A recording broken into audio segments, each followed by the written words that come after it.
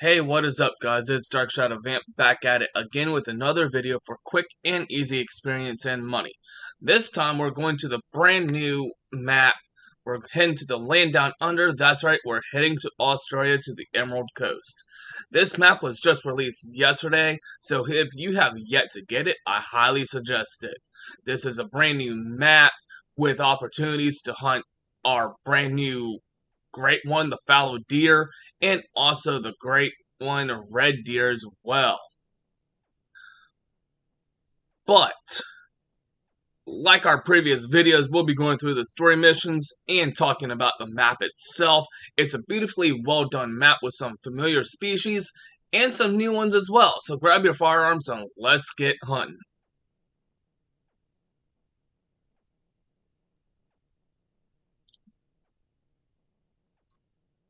So we'll be heading off to Emerald Coast, Australia, where and it tells us some of the new fauna here: magpie goose, the bangtang, and of course the eastern gray kangaroo, the icon of Australia. That was a bad attempt at the Australian way of talking. Oof.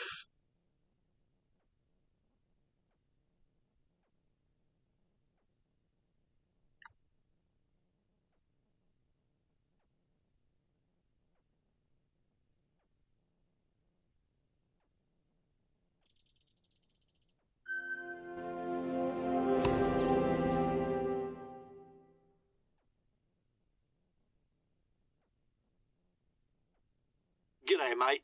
How you going? Welcome to our beautiful Emerald Coast. Out here in the bush, both the fauna and the flora are unique and fascinating to observe. Oh, I'm Robert, by the way. Just call him Robbo. Why do you sound like a tourist guide, Robbo? I'm Sophia. Sure, this region is a beaut, but it's also bloody fragile. Too true. That's why we're stoked you're here to work with us. But there's no rule that says you can't have fun at work, eh? You game?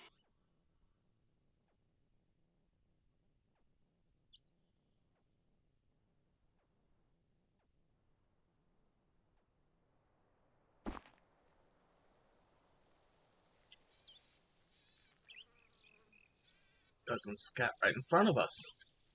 Where did the ute drop you off exactly? Anyway, you're not far from my station.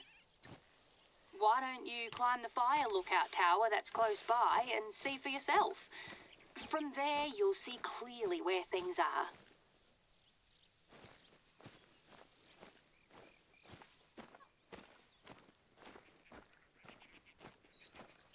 So we gotta climb up that. It may not look like it, but you're on private land. This belongs to Soph and her husband. We run a station, a farm, and Robbo's own land is north of here. Australia's a massive country, as you know, so it's not uncommon for folks to own huge properties that sprawl over kilometres. Across several biomes, even. That's why we need to hire professional hunters like yourself. I reckon you won't get bored.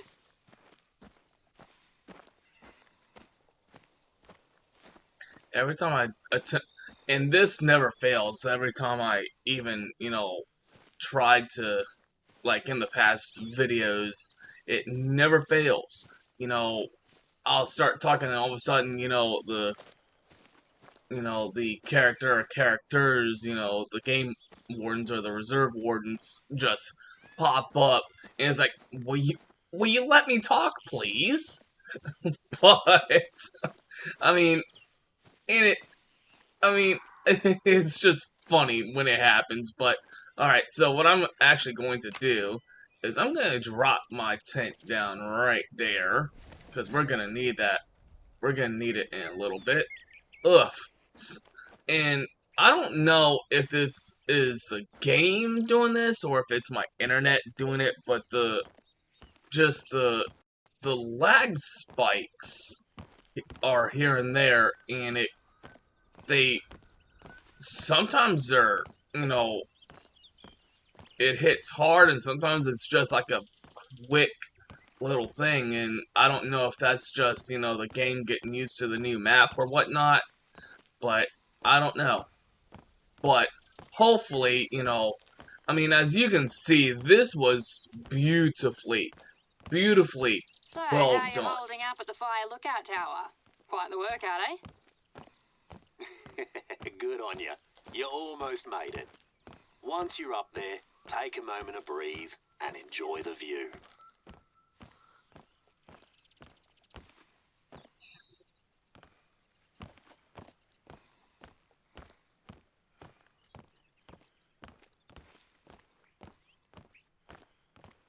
So for the next, like, hour or so, we're gonna be, you know, going through the story missions, and this is going to be very fun, very interesting, because it's a brand new map, just released yesterday, like I said, so, alright, come on, yeah.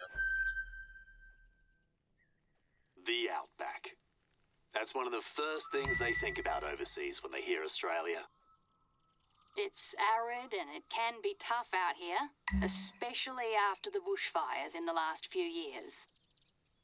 But it's also a surprisingly rich ecosystem, home to heaps of unique and sometimes bizarre species. Look at the map. Did you spot my station from up there? Then please, come and get settled in. Sorry I can't be there to greet you in person today. I'm out on a hunt too.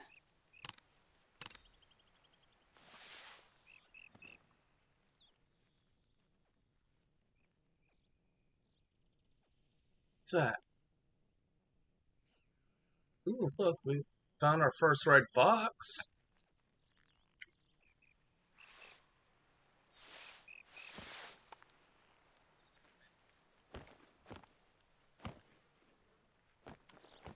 See what else we can spot from as we make our descent back down.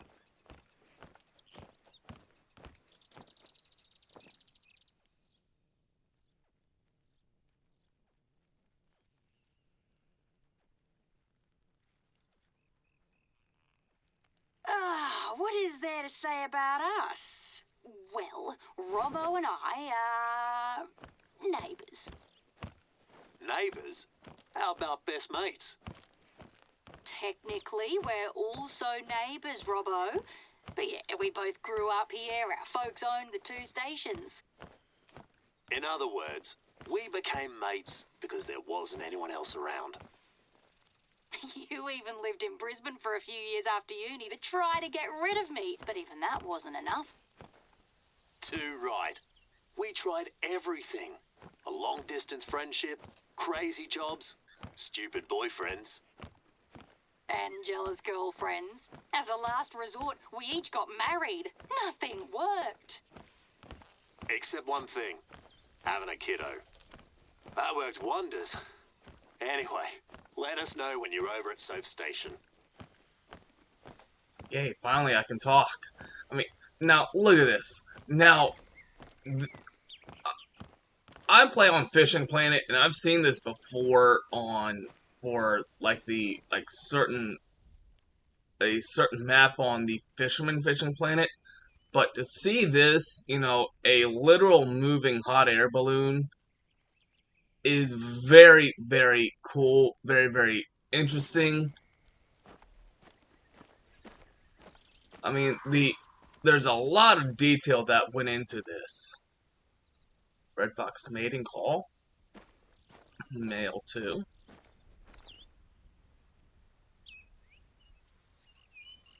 So we want to go to the garage. Let's go ahead and get a...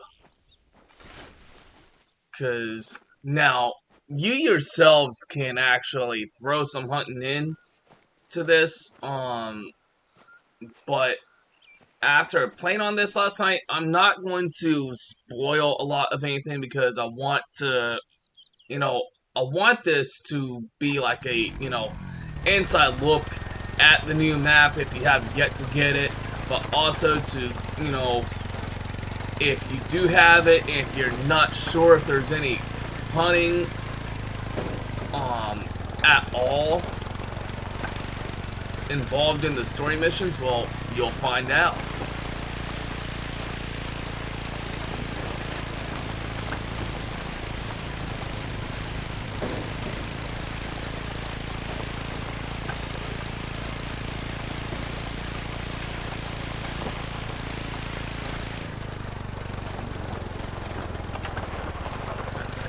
Here's our turn right here.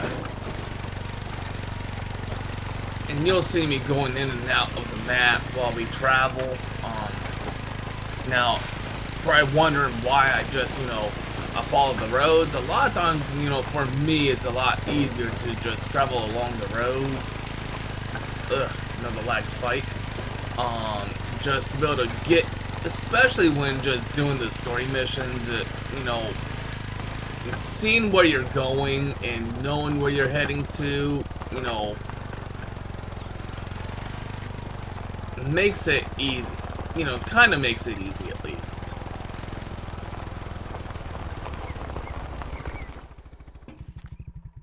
So look at this. This is like a nice quaint little neighborhood.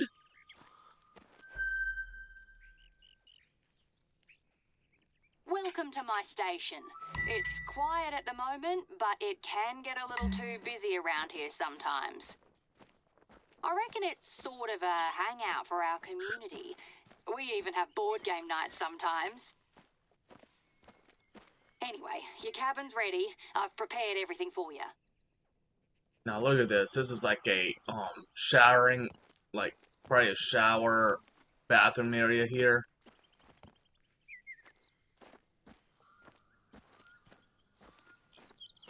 I mean, just the level of detail with a lot of stuff, too. Like, you know, just check this out, guys. Check this out. It's a two-way door. It's a two doors. And, Hope you know... like it. It's a bit basic, but it does the job. Feel free to use it during your stay. It's our pleasure, really. Eric and I opened these a couple of years ago to make an extra buck. They've been a lifesaver. Take your time, make yourself at home, grab a cuppa from the bar. We don't make a fuss out here in the sticks. But, you know, just check this out, though. I mean, there's our cache. Or cache, however you want to If you're pronounce ready, it. we can get started. Wait, would you mind grabbing something What? before you head out? It's a book Robbo lent me ages ago. A book? Which one? The one on imposter syndrome or the one on kangaroos? The kangaroo one, yeah. I left it in the bar. You can't miss it, mate. Oh gosh, now this was cute. Check this out, because I sat playing on this last night to, you know, just check it, to check out the map and, you know, distinguish whether or not if there was any hunting in the story missions. But check this out. Look how cute this is! Right, that's the book. Great job, you're the best. I'm flat out right now, so I reckon you'll visit Robbo's shelter before I do. You have no idea how stoked Robbo will be when he gets it. Your first task has to do with kangaroos. There are areas that are badly overgrazed because of them. There's one east of my station, so why don't you start heading there? We'll bring you up to speed on the way.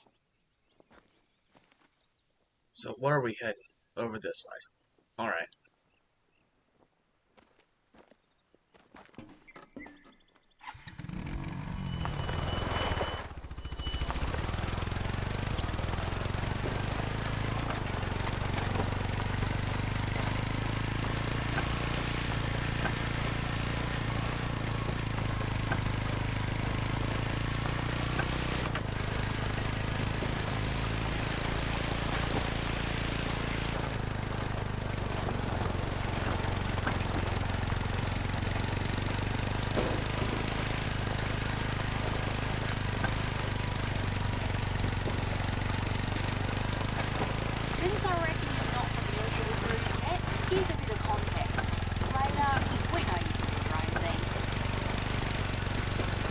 have the eastern grey kangaroos around here.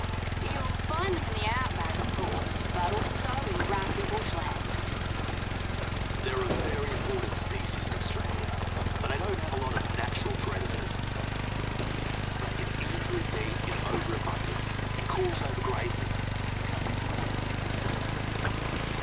They can make life heaps harder for other animals and throw the whole ecosystem out of whack. Not to mention the economic impact on our stations. Can't say it's been too good for the last couple of years.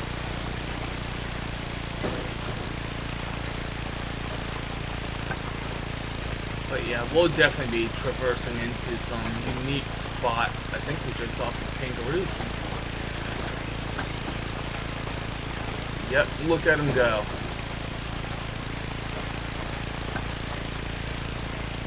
But yeah, the one thing about traveling with the ATV is you do wind up spooking animals, but don't worry, they do come back. They just, you know... There's just too much population control to be done. You can't keep up on the road. So we often work with the government to hire professional hunters to help us out. Sophie's also a hunter herself, and she's the chair of our Hunters Association. Yeah, we organise hunting parties with other hunters when we have the time. Most of the time, you all like to just hang out at your bar.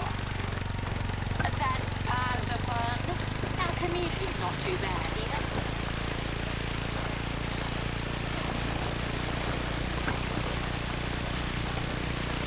I love how every time I try to talk, they pop up. It never fails. It never fails. Right, that is actually not our turn.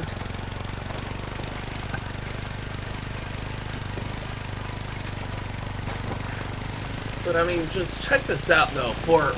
Now let me stop here real quick. And let's just, you know, take a look at this. I mean, for like, you know, for an semi-arid area, and then, you know, you have your waterways.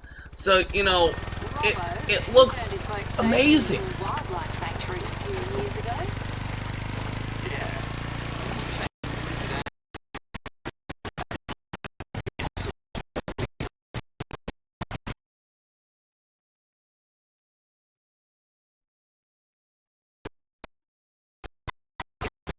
Here's the wildlife. I know. That's the best part of the work. And most of the time, they listen.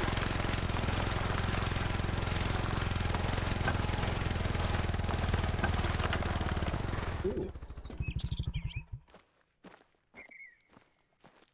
Gotta make sure we grab these, right? Grab them as you see them, right? Stubble quail. One of the brand new species here on Australia.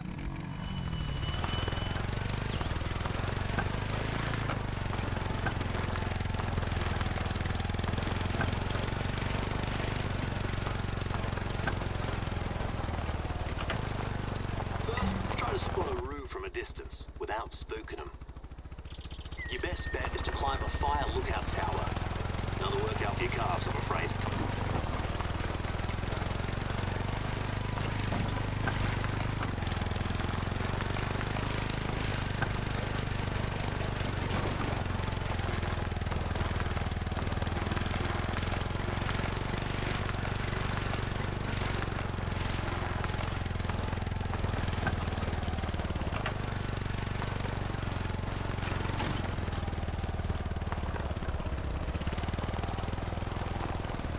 Park the ATV right here underneath the awning here.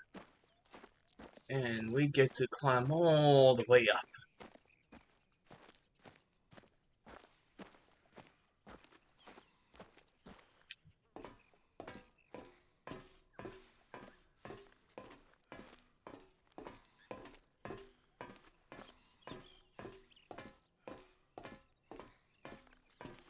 Get to climb all the way up to spot our first kangaroos. Thought I saw something move over there. My eyes playing tricks on me, guys.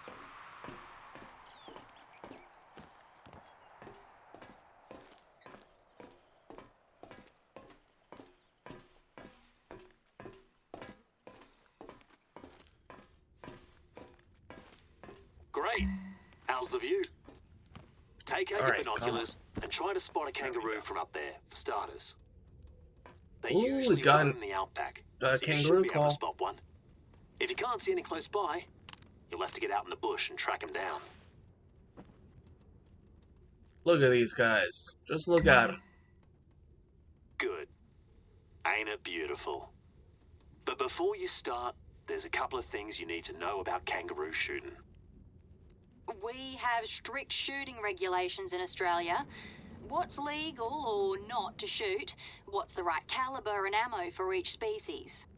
Oh, lay down, please. Y'all have to see Robbo, this. did you submit the codex entries for our local species? Right. Just finished them last night. If you want to know more about the roo or any other animal, it's all in there. Or give us a call. Either way, we know you'll do your due diligence before you plan your next hunt. The roo's mostly what we're known for overseas. That and deadly spiders. And fair enough, it's a very important cultural icon for us. But it's also a fascinating creature. Can be both aggro or skittish. As a marsupial, it displays unique behaviors and movement See if we patterns that you can't won't spot find in when any that other is laying species. down. Just one example. Don't try disturbing kangaroos at close range, or they'll know how to get rid of you.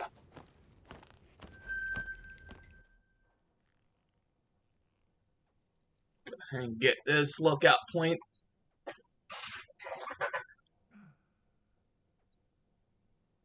It's time to introduce you to one of your main tasks here. Invasive species and pest culling. We have heaps of them in Australia.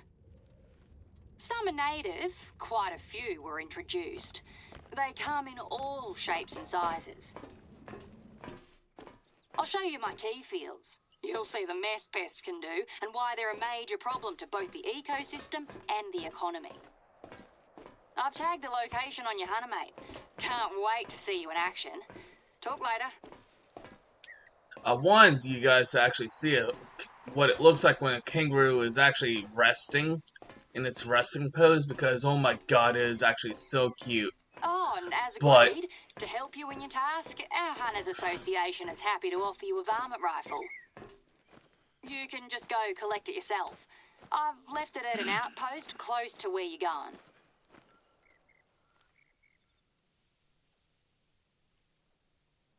Warning call. So where are we heading to now? So we are coming all the way up here. So as we go along, we're gonna be stopping on getting, like, you know, the outposts, lookout points as we pass by them.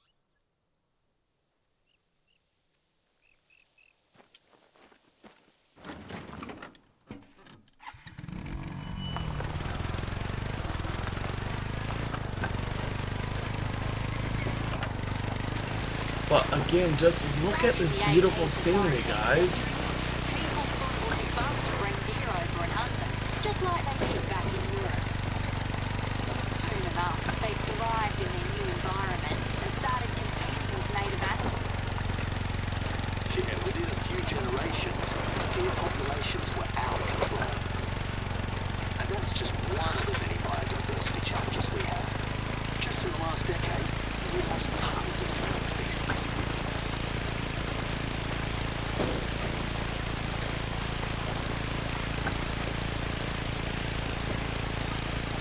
I mean, I always say this about every single map because, and even if it's not the ones that I do videos for, but, I mean, just, you know, this map is so beautiful. And I've always told myself if I was given the chance to move somewhere else, to live somewhere else, it would be Australia. And there's so many reasons why. One, I am a reptile enthusiast. I love reptiles. Say that if you give it enough time, any species will become feral. Usually 2 to 3 generations tops. Here, you'll find mostly feral pigs and feral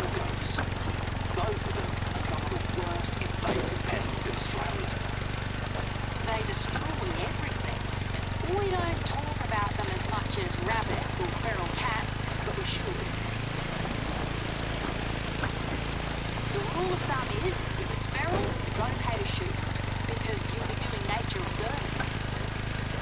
They ruin pastures, crops, orchards, not to mention they're also a major road hazard out here in the bush.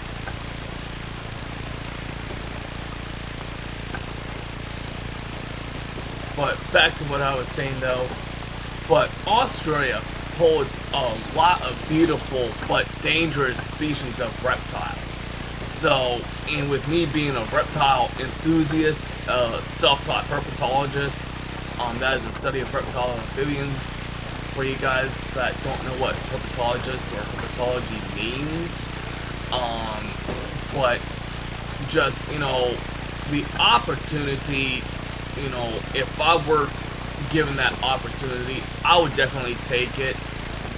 Just for the, you know, I would love to be able to live in a spot where I could, you know, put my knowledge to the test and, you know, really be able to, you know, do something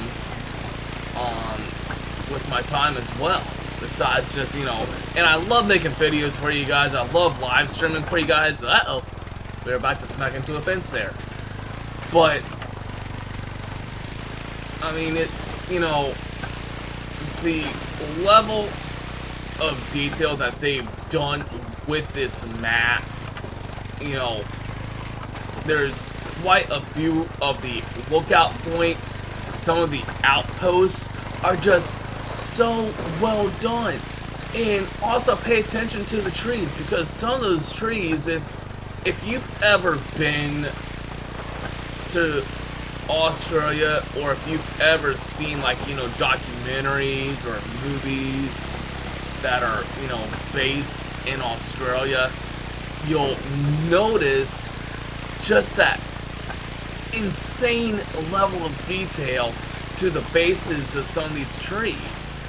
And we passed by one just a little bit ago, and I'll stop at the next one that I see, and I'll show you guys what I'm talking about. I mean, the map is just beautiful, and I love what they've done. And, you know, of course, I can't wait to get that opportunity to hunt some salties or saltwater crocs, because they're just, the level of detail that they've done with a lot of stuff is, you know, has been very well done. I give it to EW. I think they totally outdid themselves when they did this map. That looked like that may have been a Simba deer. Simba being one of the new species as well, alongside the saltwater crocodile. Ooh, look at you go! Look at you go! Yeah! Not gonna hit it. I did not want to hit it.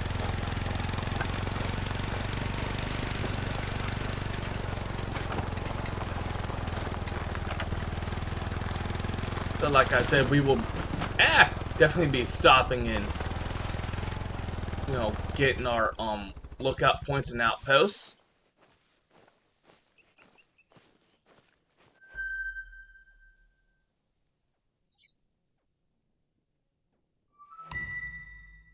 And each of these outposts are just not all of them are the same, and some of them are just insanely different. I mean, now look at this one compared to the last outpost that we were at. It's like a full-fledged house. And let's just, you know, go inside this one real quick. So, you know, slow our roll here. So, you know, let's see, can we interact with that? No. So here's the bedroom here. I mean, just, you know, a little cramped, but, you know, I would not mind having a house that looks like this. I mean, you enter right into the kitchen. Kitchen/dining room. Walk out back. I mean, just, you know, look at this, man. I mean, and then there's a pavilion with, I know I left the door open, but there's a pavilion with, you know, a fire pit, some cozy chairs, dining tables. I mean, they went the extra mile to really, you know, make these outposts unique and different compared to what we've seen with other maps. Look at this. Look at this fire pit. Isn't that cool? Where you've already got, you know, can we light it? That would be cool if you could light that. But, I mean, and you got, you know, some, you know, tree stumps that you can sit on, a couple of chairs right there. I mean, they really, there was one outpost that I went to last night or earlier this morning when I was just, you know, doing the same thing, going through the story missions, you know, trying to decide, you know, is there any hunting, you know, how much hunting is there during the story missions? And there was just one that I went to that was insane. And it was just so well done. It was like, you could only see this in the Australian outback. So it was, it blew my mind just to see the level of detail that they did with a lot of these outposts.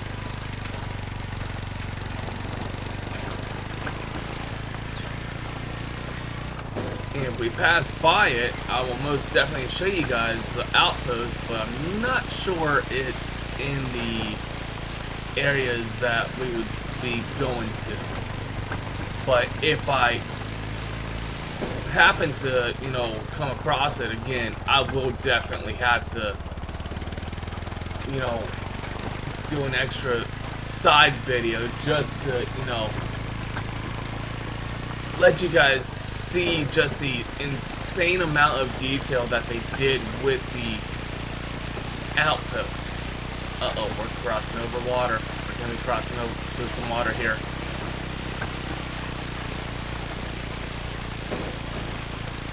Okay, wasn't too deep. Don't want to get bit by a salty. Alright, and then we want to hang to the left here.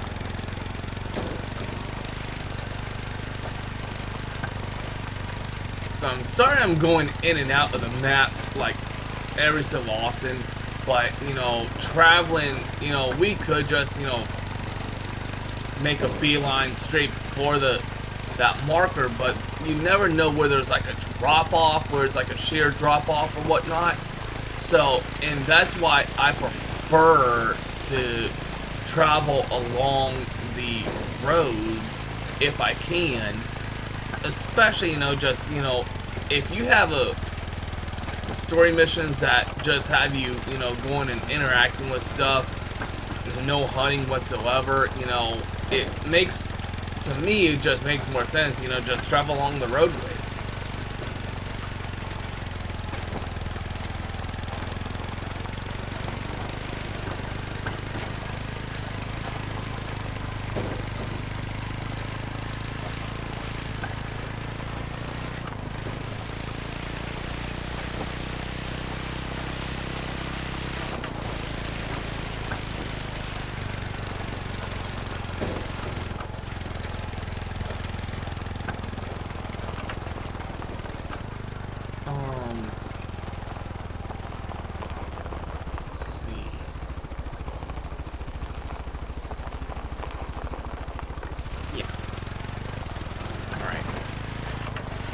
I was just trying to figure something out real quick. But, just, you know, I love the fact that they have you kind of go through, like, a slight rainforest area, semi-arid, to, I think there might be, like, a little bit of a desert area somewhere in the map. I'm not sure. I have yet to really see it. But, you know, when you think of Australia, you're thinking, okay, a lot of rainforest. That is not the case, actually. Because you have multiple, you know, you go from rainforest to semi-arid to dry arid being your desert, semi-arid to being like, you know, your typical, you know, woodland area, or, you know, open field, like open areas with, like, you know, some water here and there, or maybe just a stream going through. So, you know, and they added, you know, so much detail to a lot of stuff. And as you can see, you know, and you probably notice that, you know, you'll see fleeing. That is now a brand new part of the updates that we got with the map itself, where the calls will tell you, you know, are they fleeing or whatnot. We could go up that way, but nah. We want to keep going this way. But, you know, the new call, like, you know, where is it? Right there. So, you know, warning call. So it'll say, you know, warning call. If it's running away, it'll pop up as fleeing. When you have, like, you know, if you're on like a different map, let's say Silver Ridge Peaks, where you have bear and mountain lion, the mountain lions actually, you know, will chase other animals. So it'll even pop up saying chasing prey. So, you know, it's just, you know, it's really cool that they did that.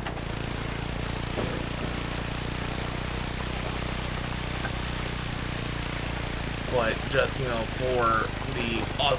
for an Australian map to come out, you know, it was actually quite funny because I made a comment to very well known, a very popular, you know, YouTuber, and a lot of you guys that play Call of the Wild probably know her, Lady Legend, and I made a comment saying I would love it if it would come out around my birthday. My birthday was this past Saturday, and it came out just yesterday. So 3 days after my birthday, the Australian map releases, and I'm like, yep. And I had a feeling that it would, because, you know, it was just, you know, they try to come out with something new every 6 months, and generally when they do, and I've actually noticed it with the past several new maps that they've released ever since I started playing, is that they come out either in the very beginning of the month or more into the middle of the month. So it, you know, when in my birthday being right in the middle of the month, I was like, you know, I'm thinking, you know, it would actually be kind of cool if it did, and it did. So it was actually very, very cool, and as soon as it came out, and I forget what game I was playing, but I think I was playing on The Last of Us, and I saw that Hunter Call of the Wild had the update, and I looked at the date, and I'm like, oh my gosh, it's the 20th, holy crap. And so, you know, it was like, yeah, alright, I'll stop what I'm doing to go and, you know, get the new map, and I did. So it was, you know, to be able to get this, you know, right on release date was actually very cool. As you can see, the damage can be pretty bad when certain species become overabundant. That's why pest control is a responsibility everybody shares in Australia, even non-hunters. I mean, just look at this tea But fields for here. that, you'll need your varmint rifle. It's waiting for you.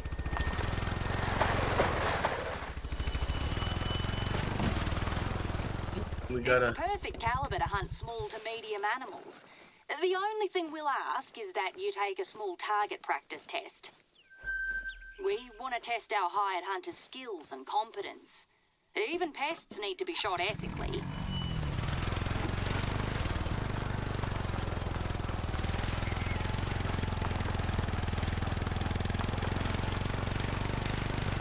So let's make our way back onto the road.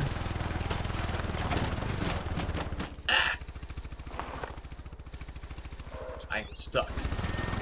I am stuck. That's how you get unstuck. Ah.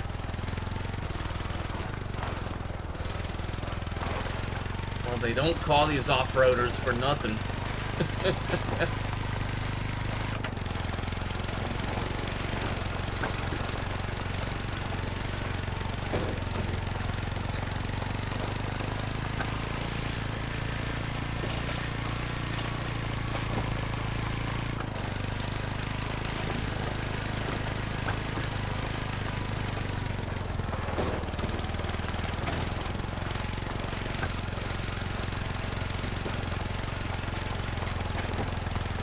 But I think by far this has to be one of my favorite maps to really be released to Hunter Called Wild.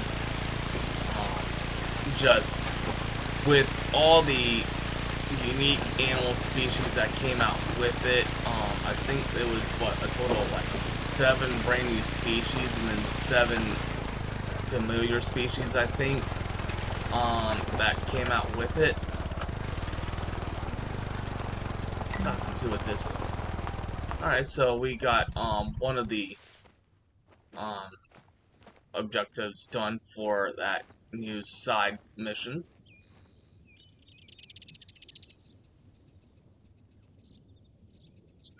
Tea drinking, tea consumption is part of everyday life in Australia. Although the tea production is comparatively small, tea fields can still be found in Australia. Cool. And I love my tea. I love sweet tea, so that's actually pretty cool.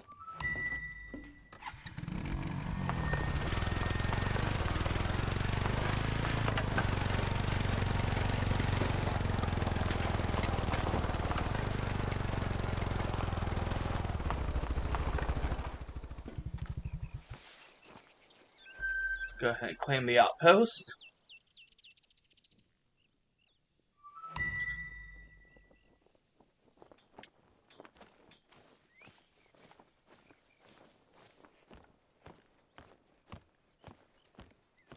Alright, so I'm actually going to be switching my loadout. This is my deer hunter loadout. So let's switch my loadouts real quick. Because I want the goat and sheep hunter. And there's a reason why.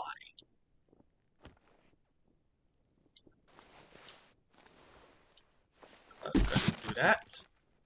Do that. And there's a brand new gun. Isn't it a beaut? So let's take a look at this does gun. the job well. Now, how about a bit of practice? Let's start off nice and easy. See that soft drink can?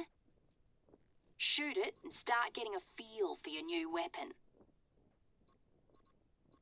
So it's actually going to be all the way down. So here it is. It's a Zagan Varminter 22250. Is the brand new gun. And it's actually a pretty decent gun too.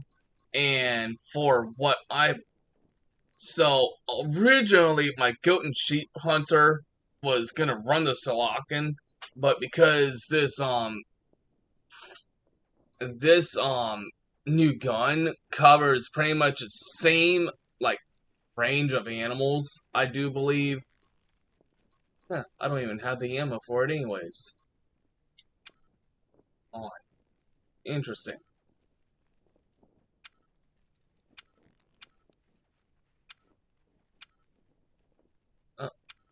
Don't know why I don't have that there.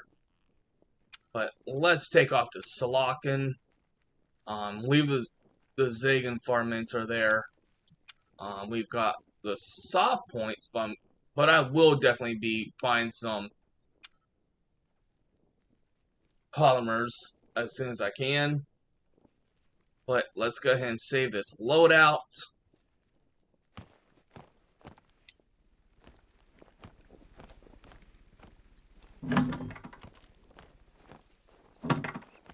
Alright.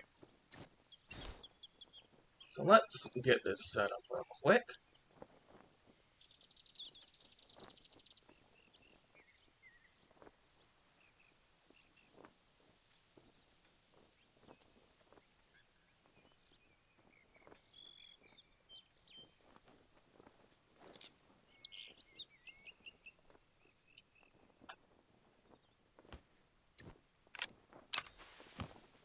so we're gonna need this out.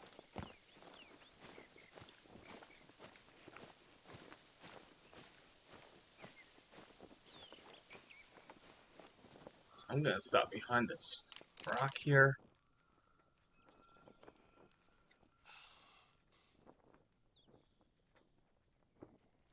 Aim and fire! Let's up the ante a little. Try to shoot that target. Still using the rifle, of course.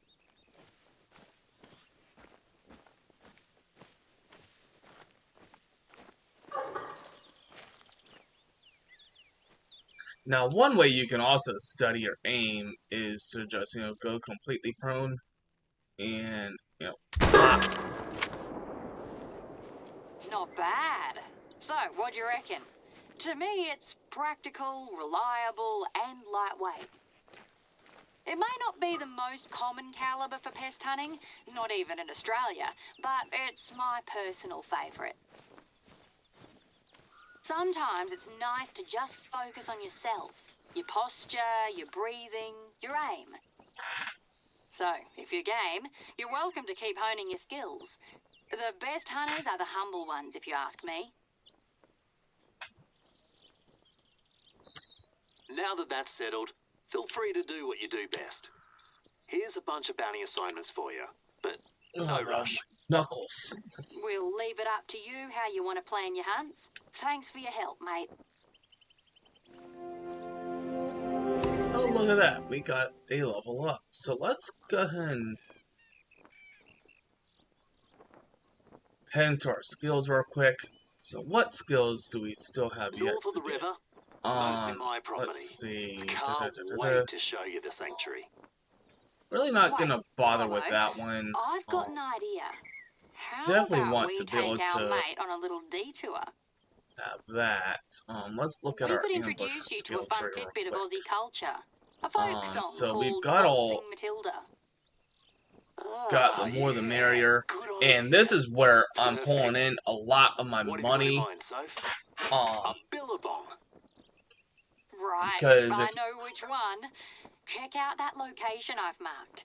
If you're a bit of a history nerd like me, it'll be worth your time. Because if you do the story missions, and this is where I'm gonna say this, is if you're going to run the more the merrier, run it with the intention of doing the story missions and even doing the side missions. If Billabong? you're Sorry, we should have led with that. That's what we call a kind of U-shaped lake or waterhole. Right, we have Aussie terms and phrases for everything, as you've noticed. But believe me, we're already toning it down for you.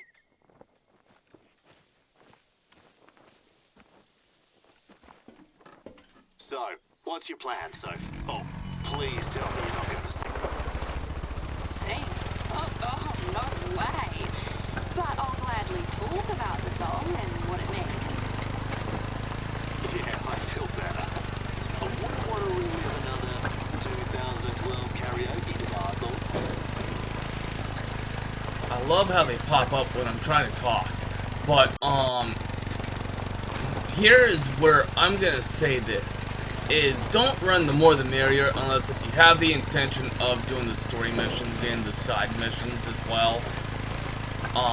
If you're one of those that you don't want to do the story missions, that is on you. But, I would not spend... Waltzing Matilda will always be that one bloody song Soph was always singing in the back of her mum's car. Yeah, sorry. It drove you nuts. I would not spend... I used to have this illustrated children's book based on that song when I was a kid. Yeah, you went through a phase when you were slightly obsessed with the song. Let's put it that way. Are you two done? I would not spend a point on the more the merrier unless if you're going to, like I said, go through the story missions, go through the side missions, because, you'll gain a lot more money like that. and especially, and I'm gonna say this too, is, you know, if you're like me and you wind up finding yourself without, you know, Originally, it's a traditional song from the early 20th century, a so-called bush ballad. It's full of old Aussie words that no one understands anymore. That's my take on it. It tells the story of an itinerant worker, aka a swagman, who travels across the country looking for work. He makes camp near Billabong, takes a break and drinks tea. That's how the song starts. Anyway, it ended up becoming very popular and beloved by most Aussies. Everyone is covered. You can even hear it at sports events. If you ask me, it's pretty much seen as Australia's unofficial national anthem. I swear those two like to talk a lot, and they pop up while I'm trying to talk.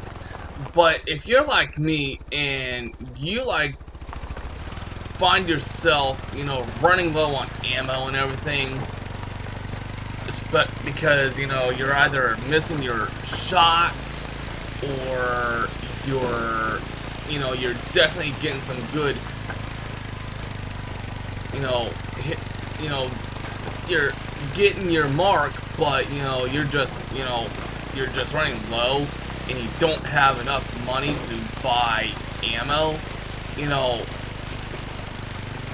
that's where doing the story missions really is helpful, because, you know, you'll gain so much money just from doing it. And, you know, I have walked away from multiple maps now ever since I started running the More the Merrier with over 10,000, you know, and I'm gonna say dollars. I don't know what the currency is, and I'm stopping here for a reason, but, you know, but like I said, just if you're gonna run the More the Merrier, which gives you an extra, what is it, like 50, let's take a look at it real quick. So it's in skills, it's gonna be in the ambusher, so it's another 5%. So, you know, for some mission that would give a typical, like, you know, 1,000, you'll get 1,050 from it. So it's just, you know, if you're gonna run this skill, run it with the intention of doing the story missions. That's all I will say about that, because it is just, you know, I know some people that are like, I don't want to do the story missions and because they're trash and whatnot. I would not say they're trash. The story missions are helpful. The side missions are helpful because it's experience and it is extra money. But anyways, so I stopped at this point for a reason. Let's kind of... So, if you're familiar with, like, the trees of Australia, and you can see that we have so many different styles of trees here, but, I mean, look at these root systems. I mean, and this is typical, you know, we're going through a rainforest area biome here. So, and this is common for the trees, for certain species of trees in the Australian rainforest. And it's also, you know, we could also say the same thing about the South American rainforest, because the South American rainforest trees have similar root systems like that as well. But, I mean, I told you guys I would stop to kind of show you guys what I was talking about, and this is what I'm talking about. I mean, sometimes you'll find ones that, you know, look, you know, almost identical, and then you have ones that are like this. I mean, check this out, guys. So, I mean, such extreme level of detail to the trees as well. It's why it's become one of my favorite, you know, one of my favorite maps. It's definitely going to become one of my favorite maps.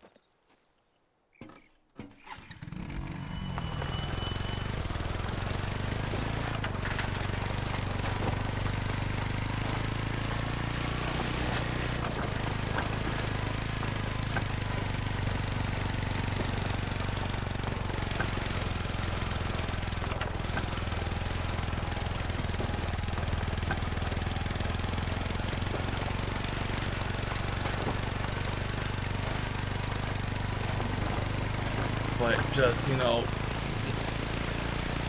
I just, you know, I love what they've done with this map, though. I really, really do.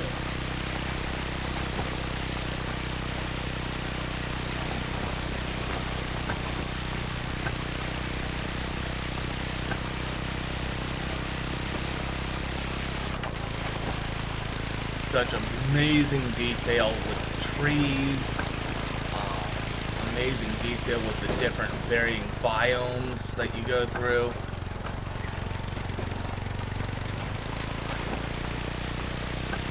You want to go to, alright, and Wallaby Point. Wallabies, if you're not familiar with what they are like mini or like dwarf kangaroos. And they are cute as a button. And they are like a fraction of the size of your typical, you know, gray kangaroo or even the red kangaroo. So, but, you know, I would have loved to have seen some wallabies as well, but, you know, at least we have the eastern gray kangaroo. And what's actually very interesting with the addition of the saltwater croc to the game now. Let's go up here and see what this is real quick. But with the addition of the saltwater croc, and because we also have New Zealand, I strongly feel that they should add the saltwater croc to New Zealand. And here's why.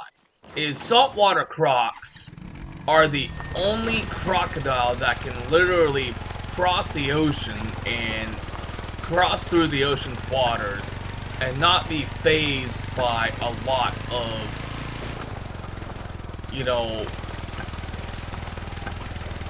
by the salinity. Because typically the American crocodile, the American alligator, even the Indian gharial, the caimans of South America, in Central America, the saltwater crocodile is the only crocodile that can really technically live in both fresh and salt water. So we got the lake cave. I'll have to check out what's inside the cave there.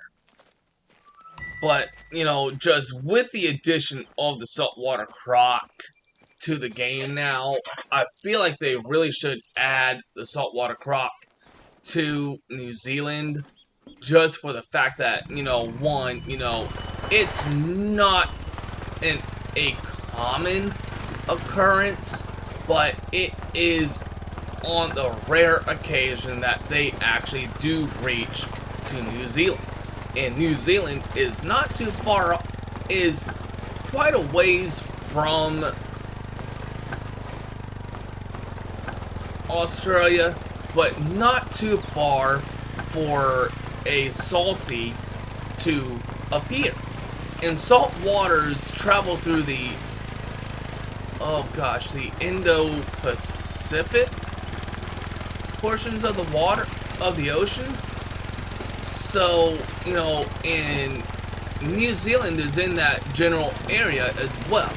So, you know, if someone were to, you know, like, if one of the devs of the game were to stumble upon this video, I highly implore that, you know, you guys consider adding the saltwater crocodile to New Zealand, just for the fact that, you know, we don't have any predators there, and for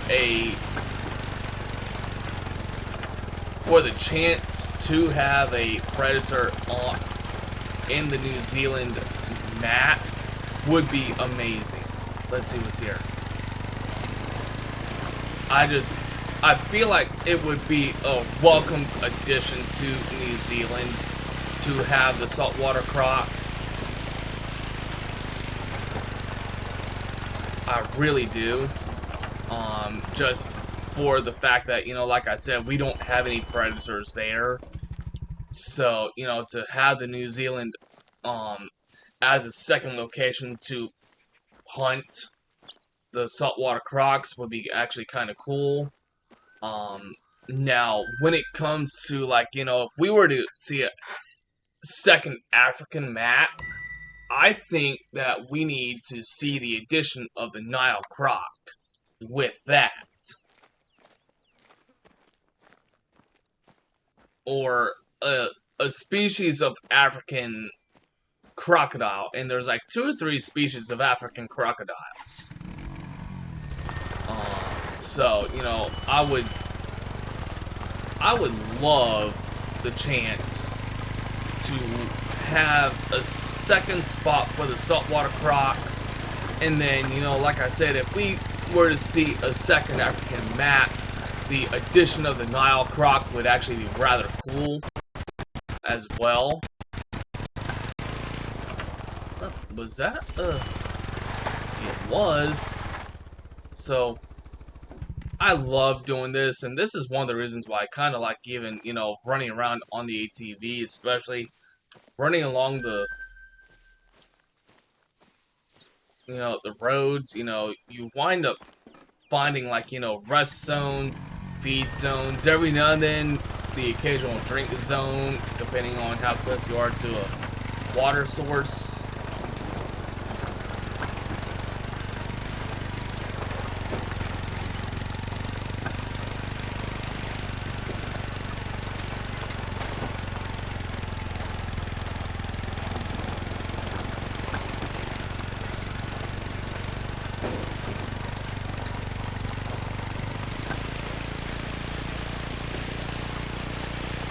But, I mean, now, to get back to running the more the merrier, you know, you guys can, you know, I'm not trying to tell you guys what to do, but, you know, just my personal opinion of the skill itself. You know, if you're gonna run it with the intention of doing the story missions. Now, I do know that certain there's, like, you know, as you progress, you know, certain side missions will, you know, pop up and be like, you know, and you'll wind up, like, completing them without really, you know, like, trying to do it. But, you know what, Made it to the Billabong? Nice. Of let's course, walk that's this the not rest the of one the way. that inspired the original writer of the song. If you want, you can keep walking along the Billabong. It's really pretty.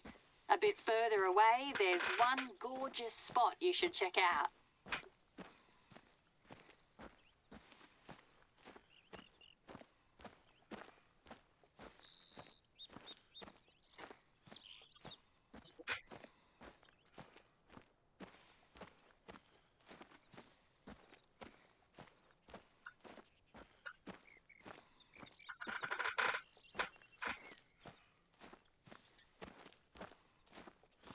But I mean, just, you know, look at this amazing detail, though. You know, we have water on both sides of it.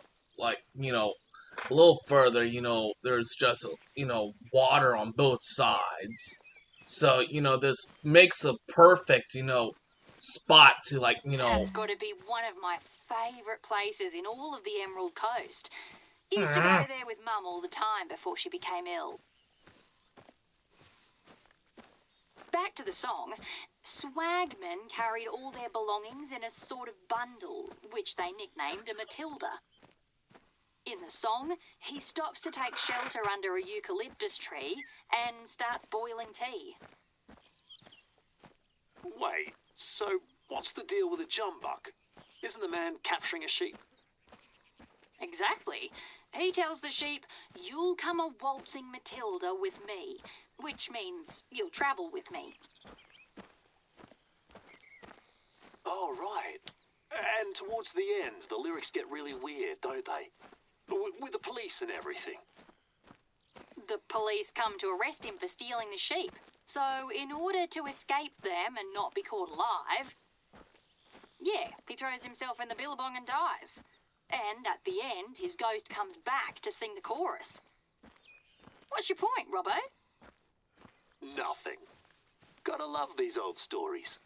Scarring up kids for life. Just one eucalyptus tree close to the water? Yeah, that's the tree I was talking about. My favourite place. You're cool, but I wouldn't sleep under the stars unless I had to. Look What at did this you area, find? guys. Rubbish?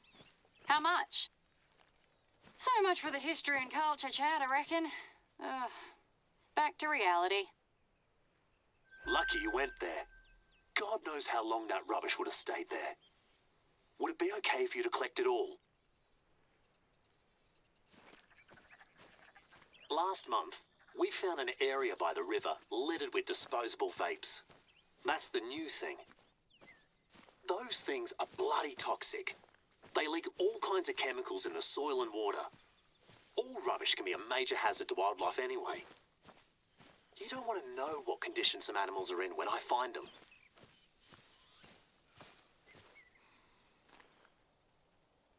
Drop in. Brissaw.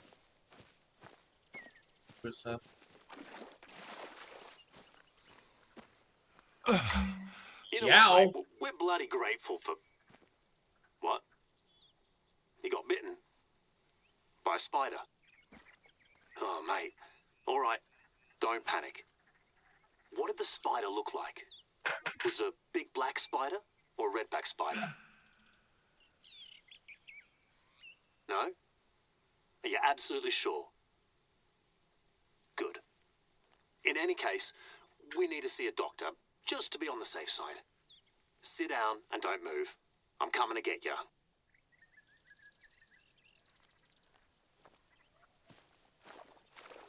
So, how are you feeling? Can you describe your symptoms? Okay, mostly nausea and dizziness. No sweating, swelling, or burning sensation then? Yeah, it's maybe one of the milder spider bites. Let us know right away if anything changes, okay? And you just kind of linger in the area. And remember, keep calm. We'll keep in touch the whole time.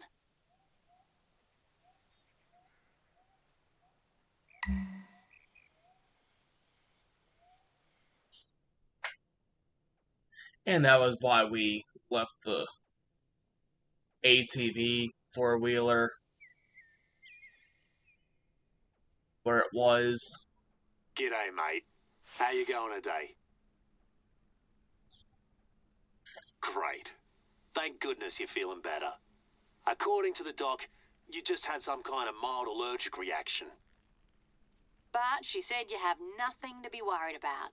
Well, that's a side of Australia we hoped you wouldn't experience. You're at my wildlife sanctuary.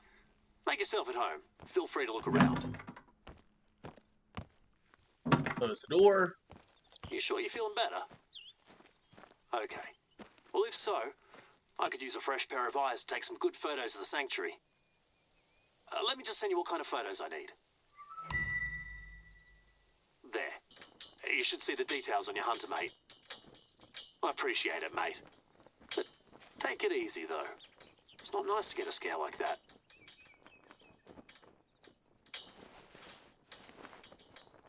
So photograph the deer, crocs, and the kangaroos.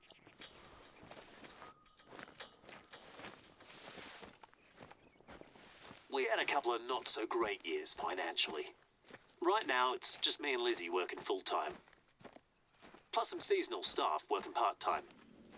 And our photos on the website and social media, really old. Hopefully, with new photos, we'll be picked up by parenting websites, influencers, or schools. That stuff matters these days.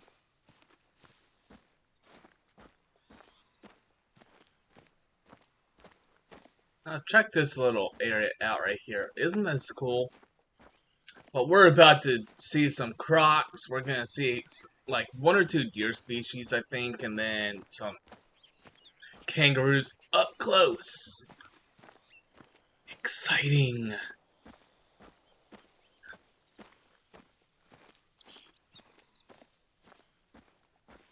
So let's go. Let's see. What did it say? Deer, croc, kangaroo.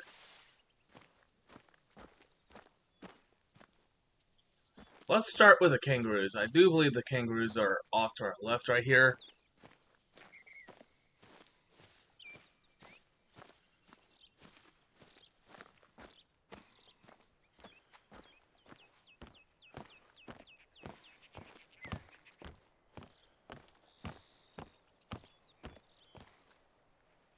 Aww.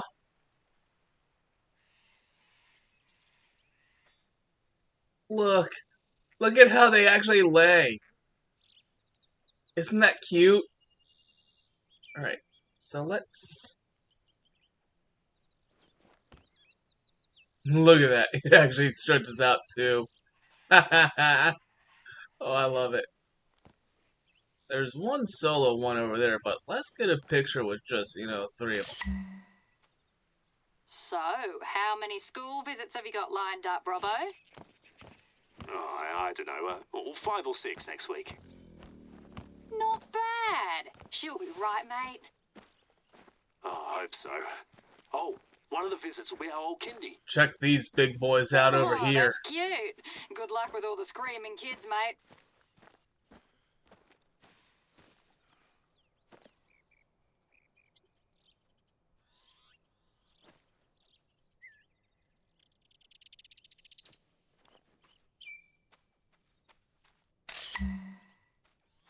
Yeah, we even got salties. Kids absolutely love them. You should have seen this one when we brought him in. It wasn't pretty. But now, he's one hungry bloke. I could always use help to gather more food for him, when you get the chance.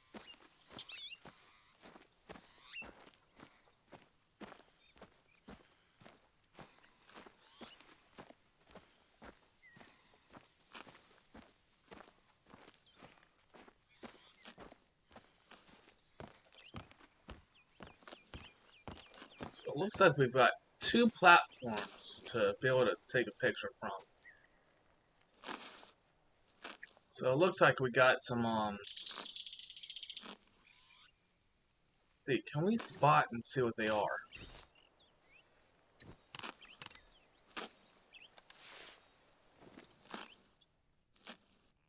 So we've got fallow deer. Got a male over there.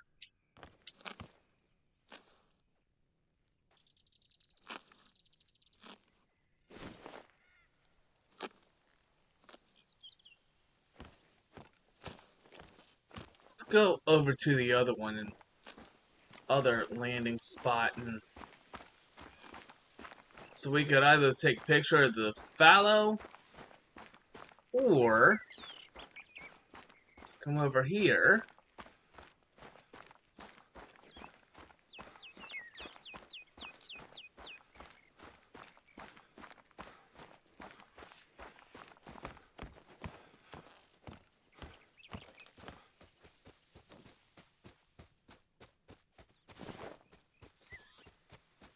Take a picture of the red deer.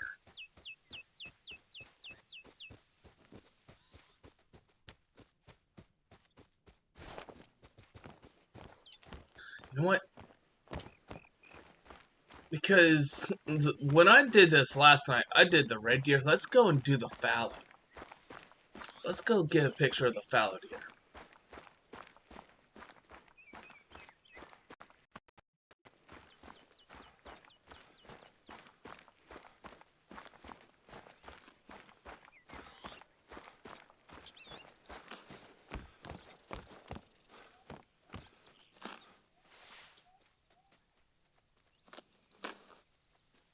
Three, 2.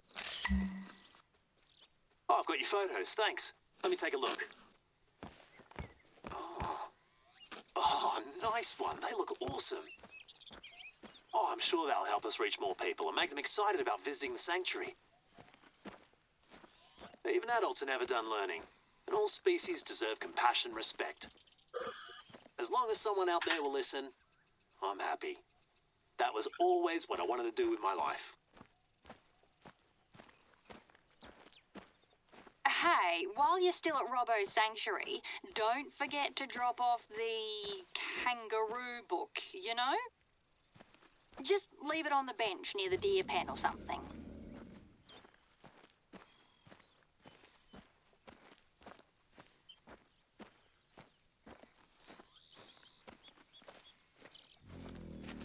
I swear, this little stuffed animal is so freaking cute. Soph, why make such a fuss about a book? Well, since you ask, that book is a little special. That's all I'm gonna say. Intriguing. And it has nothing to do with us celebrating 30 years of friendship this month? I have no idea what you're talking about, Robert.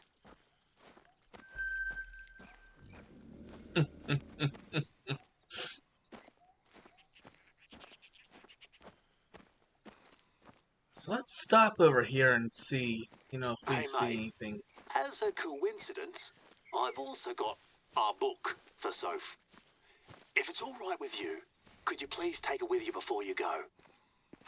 I left it on the bench by the lake. You'll see, the view is something else. Across the water.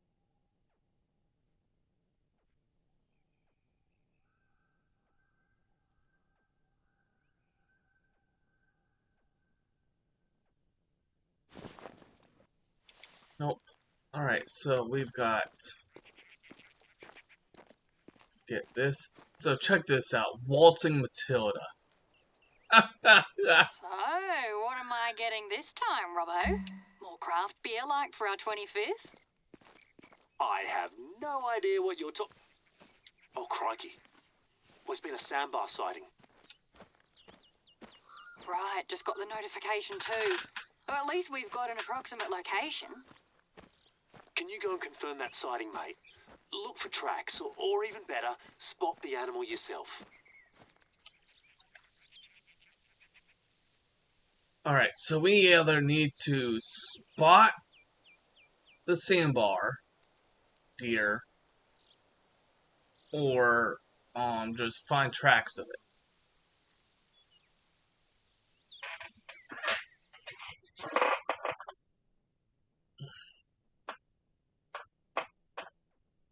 Gosh, I love that. I want that as a background.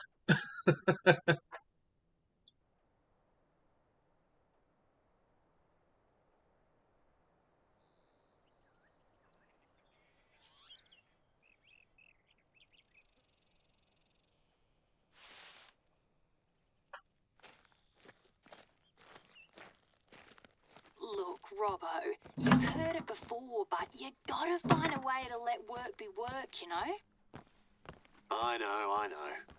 When you care too much, that's when you're more likely to burn out. Too true. Especially when you work where you live, like you and me. Yeah. I'm trying to be more realistic now. I'm not going to save the ecosystem on my own. Sweet as. Save your energy instead and save some for your kiddo.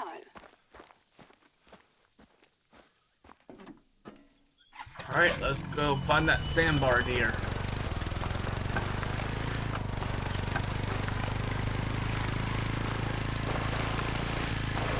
We either, like I said, we either need to just spot it or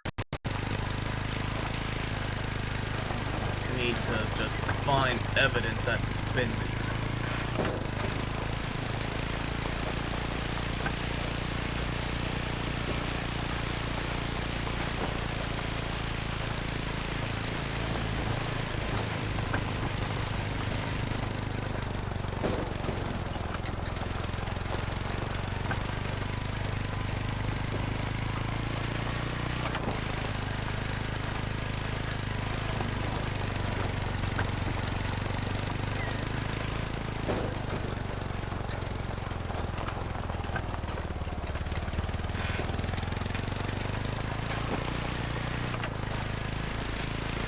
Sorry I have such a noisy chair, guys.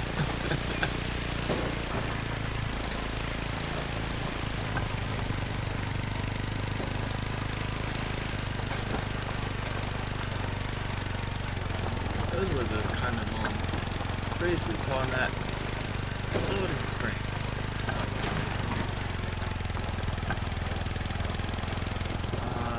Yeah, alright, we're heading the right way.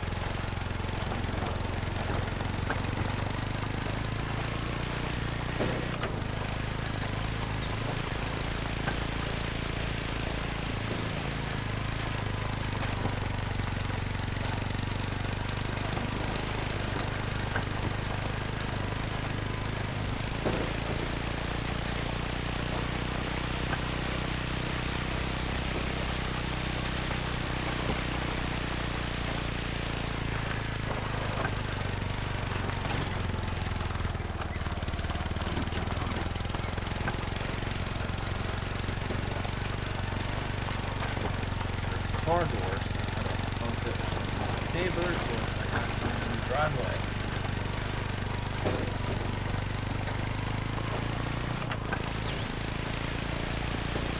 Find out soon enough.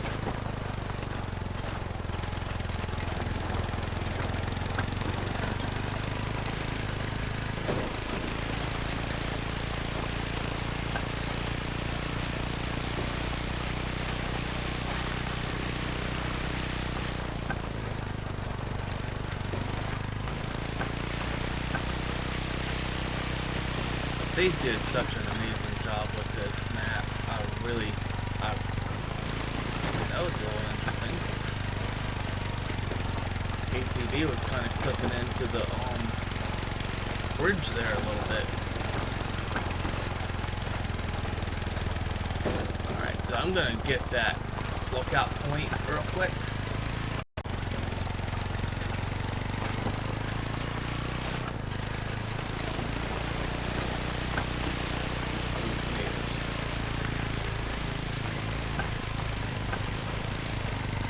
That's our turn right there, but I want to get this lookout point.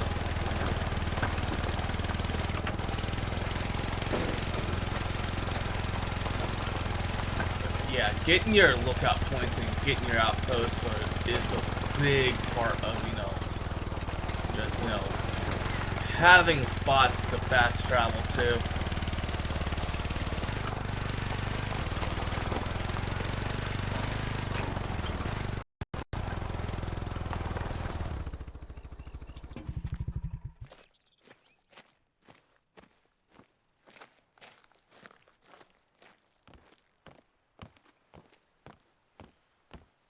But I do feel like they did a really, really good job with just what they've done for Emerald Coast. The level of detail for the different biomes, even the outposts, the lookout points, not all of them are the same. Like this one is fashioned very much like the first lookout point that we climbed in the very beginning of the video. And I don't think we'll get to see the one outpost that I really, really liked.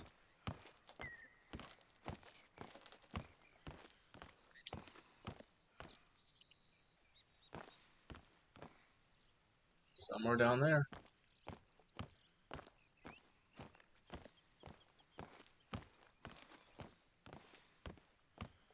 Alright, we are finally at the tippy top. There was a lookout point that gave me a hard time trying to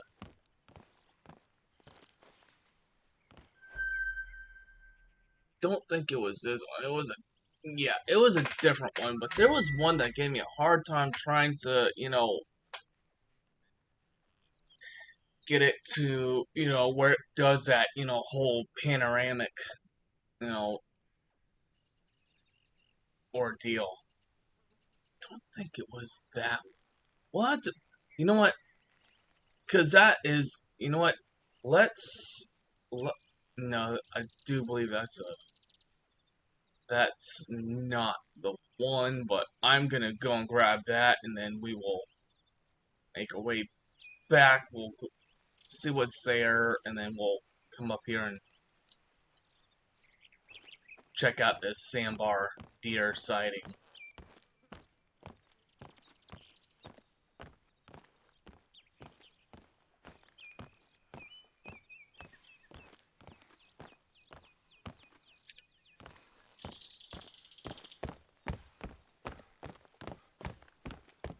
Let's just jog our way down, shall we?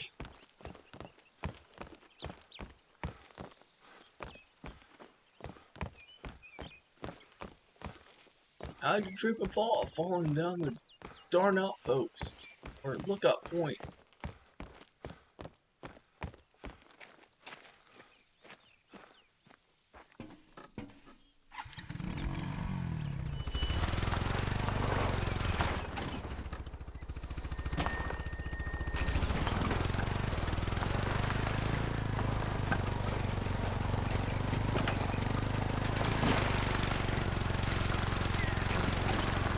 Running down the stairs is how I feel.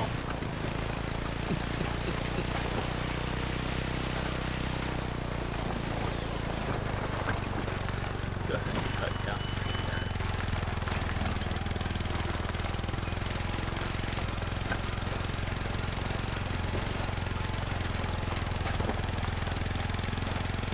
Alright, so I'm gonna travel. Ooh, I just saw.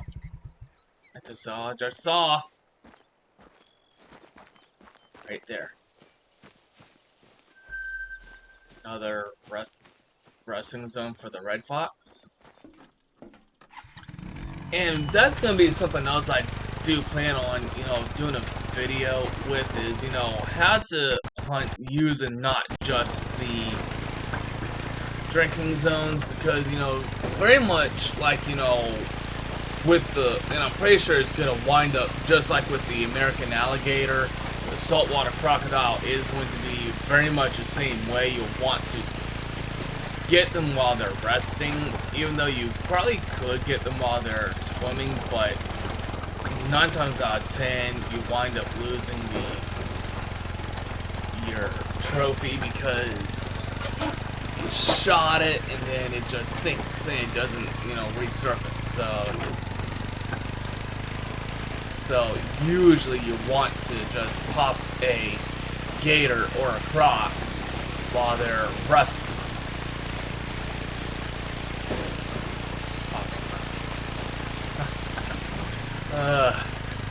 But when it comes to the other need zones, the resting and the feed zones, you can hunt them, or else why would they have put those need zones in? So, now, I understand that it makes it easier just to, hunt one specific kind of, need zone, and then, but knowing the times that the different need zones are makes it very useful to know, okay, so, this need zone's time is over. And especially if you're, like, trying to, go after, let's say, we want to hunt fallow deer. Because, we just got that brand new Great One fallow deer, to be released alongside with this map. So, we want to hunt fallow deer. Well, let's go find all the fallow deer need zones. And so you're gonna find resting zones, you're gonna find drinking zones, you're gonna find feed zones. And knowing how to use the different need zones to your advantage makes it all worthwhile. If you know where they're gonna be, if you actually pay attention to the time, you'll know where they'll be at. So, and that's one of the reasons why, even the spots on each map that, lets you actually build, either A, a ground blind, or B, a hunting stand. Now, I don't mind making the ground blinds, but the hunting stands, I most definitely do make them, because the higher that you are, the less likely that you're not really going to be spotted. Not to mention the fact that you're concealed from view. So the only thing that, you have against you is,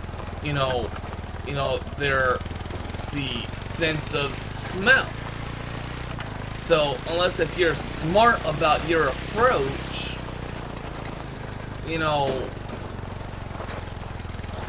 knowing how to, hunt in the other kinds of zones is very much worthwhile. Look at this. Look at that. Isn't that cool? But back to what I was saying though, is, just knowing how to hunt the feed zones, knowing how to hunt the rest zones, winds up making it very worthwhile.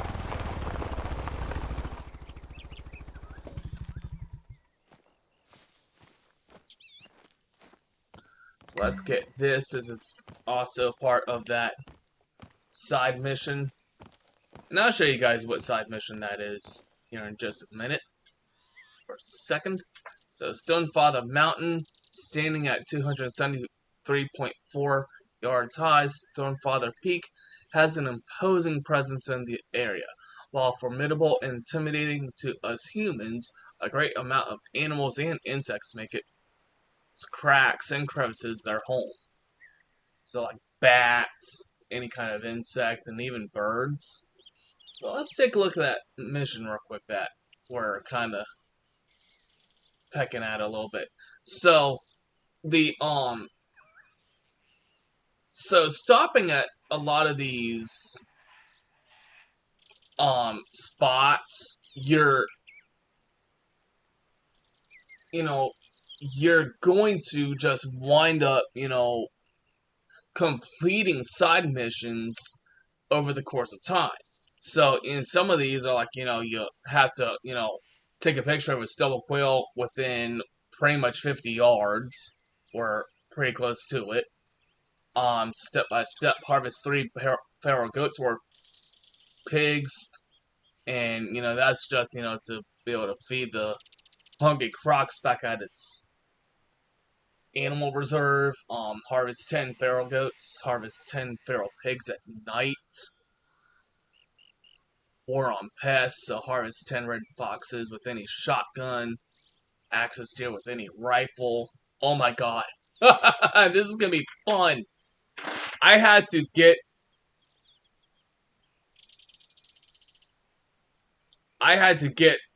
the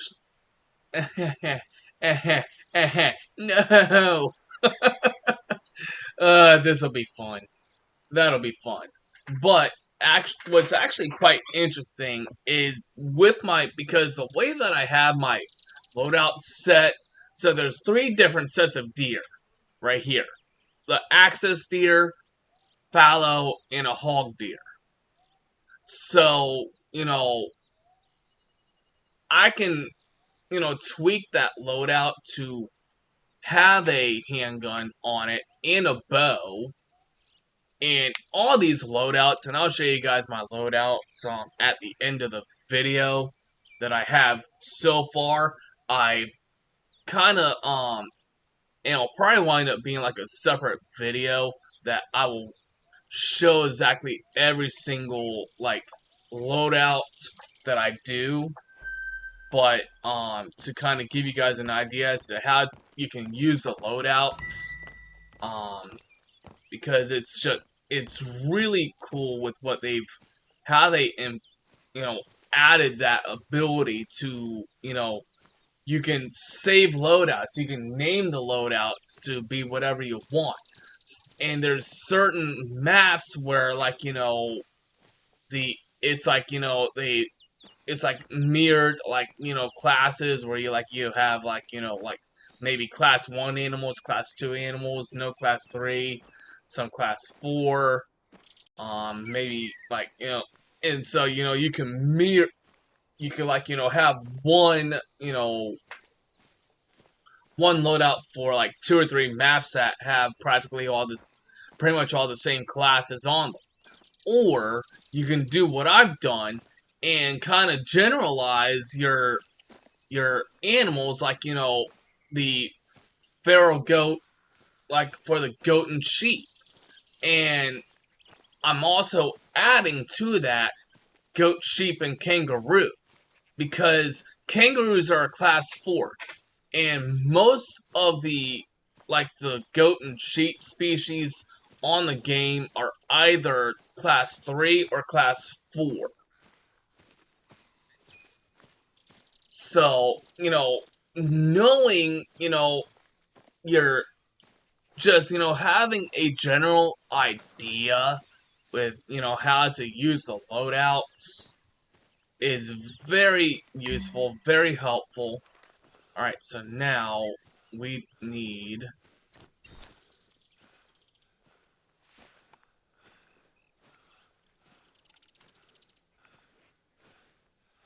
find tracks. That's access deer. Ooh, ooh, oof, oof, oof. Oh man, I know what I should have done.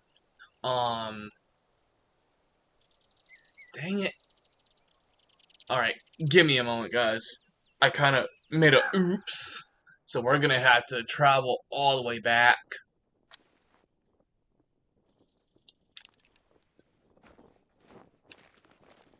I kind of did a oops. And I forgot to switch out the loadout. But check this guy out. You know, we can actually interact with the doors. And then, you know, get into our cache. Or just, you know, walk up to it and go straight into the cache.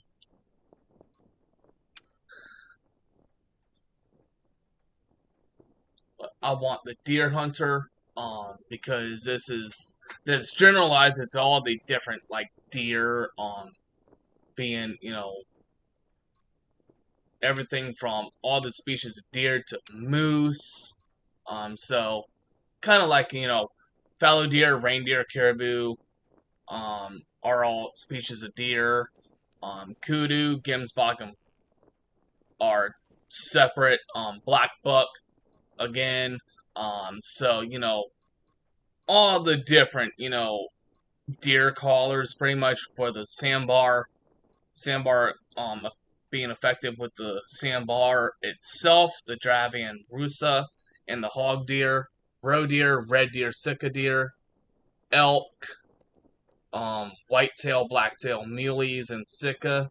Again, whitetail for this, sika deer as well, fallow, reindeer, caribou. So yeah, but you know, that's one of the reasons why I kind of did that. Is, you know, did my loadouts the way I did is because, you know, a lot of times if you can generalize, you know what? I need the ATV. You need the ATV to get back in a reasonable amount of time.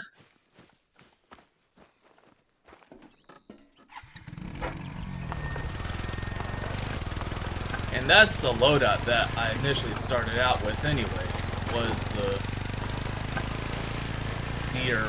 I should have left it, but at the same time I wanted the goat and sheep because I wanted to switch out the gun for that loadout anyways.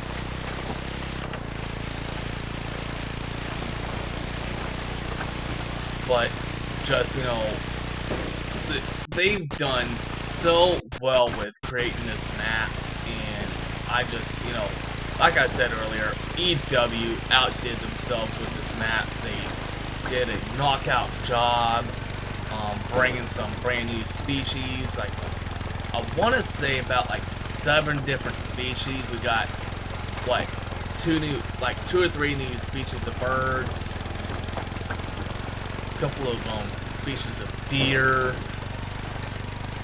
the saltwater croc. Let's see, wait a minute. So there's a saltwater croc, there's the magpie goose, the quail, sandbar, Dravian rusa, and the hog deer. I think that makes 6. I think there may have been a 7th animal, but I can't remember.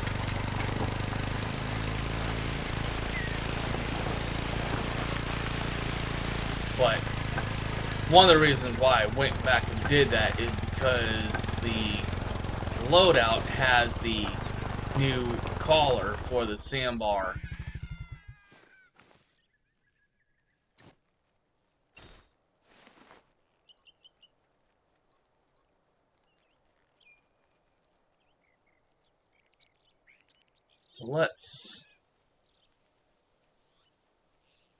So I've already got the antler rattler here. We've got the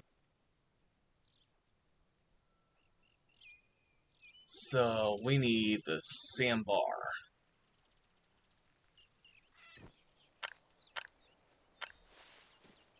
And this is very much like the one of the turkey callers, you know, red deer. We must have spooked it from over that way. But, you know, just like one of the turkey callers, I think it's the crow mouth caller, or it's a mouth call, but I can't remember what it is. Alright, we need to... As soon as I see that icon go out, that's when I will crouch.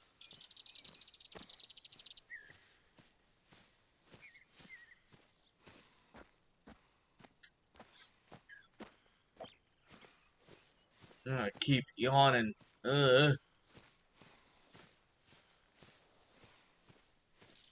I literally woke up not too long ago, and then just came over to the desk and started working on the video for you guys. That's hog deer.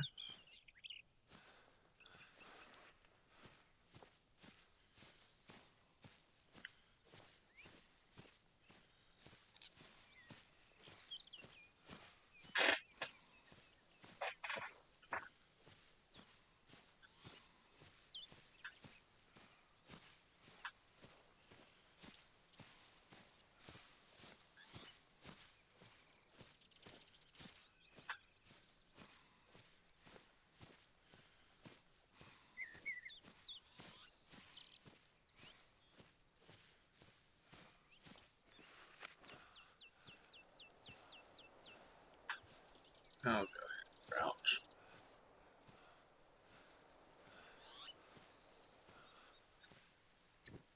Let's go ahead and get our binoculars out.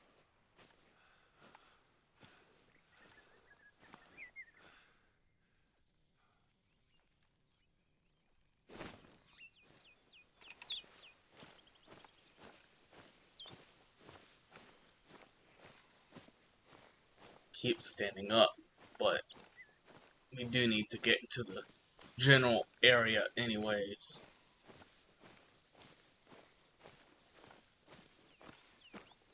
So what kind of tracking is this? Axis deer.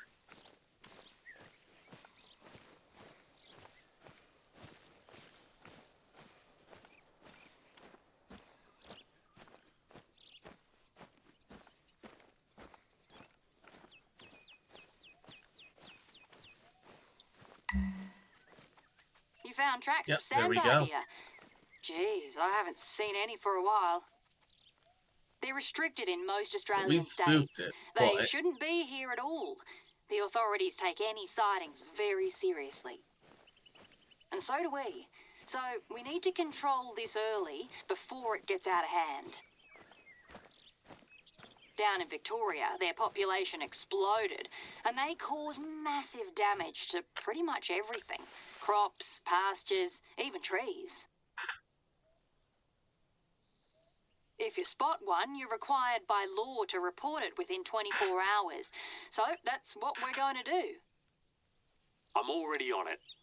Could you go to an outpost, find a computer, and email me all the details? And I'll take it from there. So I'll use a sandbar caller just so you guys actually get to hear what it sounds like. Since you're a licensed hunter, you're allowed to shoot them too. Encouraged even. They're not the only large deer you can find in the region. Maybe you already encountered a roosa or a red deer. All of them are introduced species and are strictly regulated. So go ahead. They're pretty much fair game.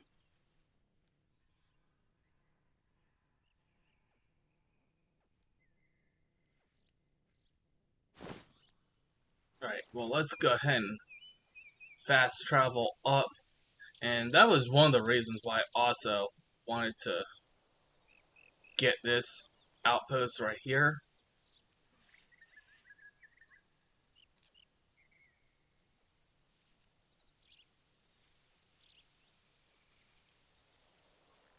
There we go. So fidgety.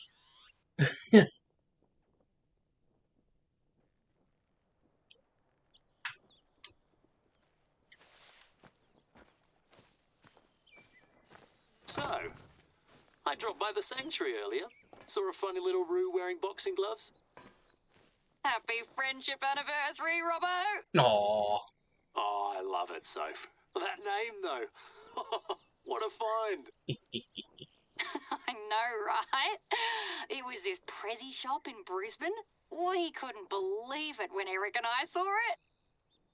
Oh, so that's when you bought it. Wow. Well played, Sophia. It'll be the crown jewel of your collection, I'm sure. Did you see it has a pouch? But those don't usually get aggressive unless their joeys are in danger. Great.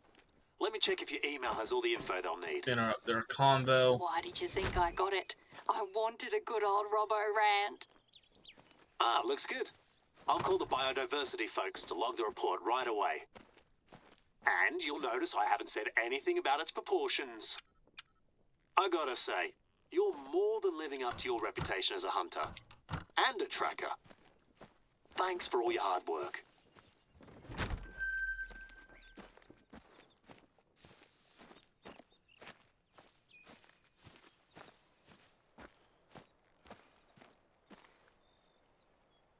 We're bloody lucky to have a bona fide expert like you around. So maybe you might be able to help us out with this one.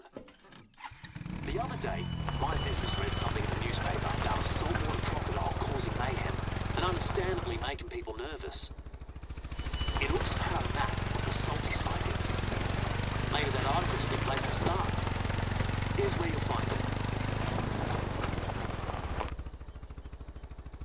Alright, so I actually don't need to drive all the way to where I need to be because it's right there, so it's right in the sanctuary spot. So we'll just go ahead and fast travel.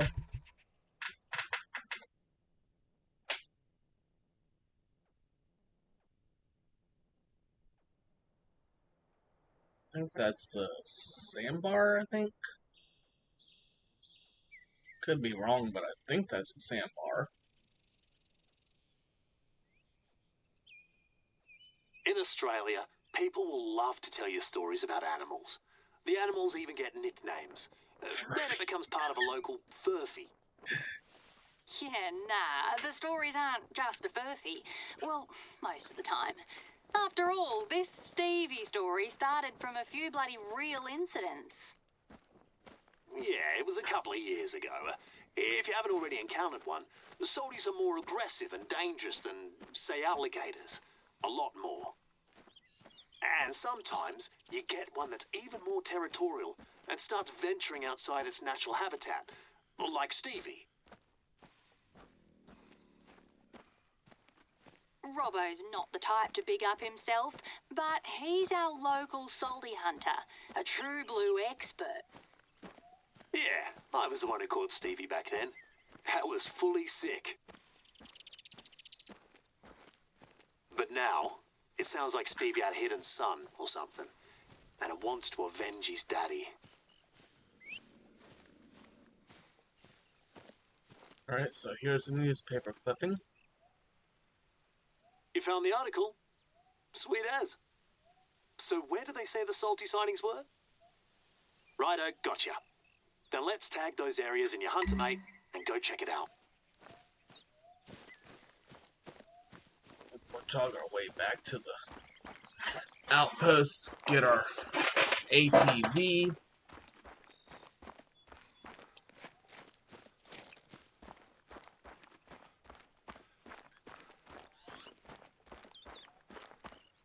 Hey, Soph, you're getting a present too, you know.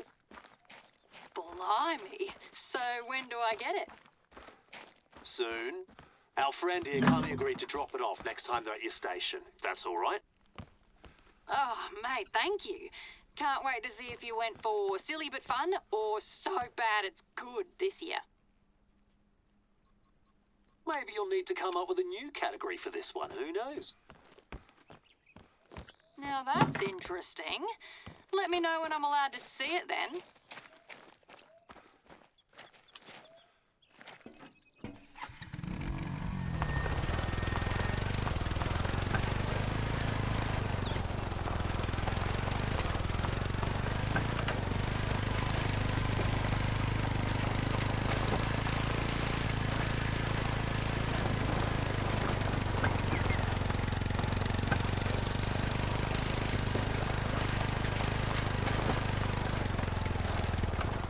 So, do you feel ready to take on Salties? You know the drill. Prepare yourself well. Make sure you have all the right gear. Not only that, but also take the time to observe the environment and study their Are behavior you supposed to in be various outside that situations. fence? I totally went the wrong way. It took you years of learning, both theoretical But and anyways, on yeah, I totally True. went And I have a anyways. fair share of close calls. Even when you're an expert, things can go bloody bad, bloody fast. You're a pro hunter, so I know it'll come good. So good luck, mate. Come on, I've tackled gators. I can handle a croc. If we can hunt gator, if I can hunt a gator, I can definitely hunt a croc.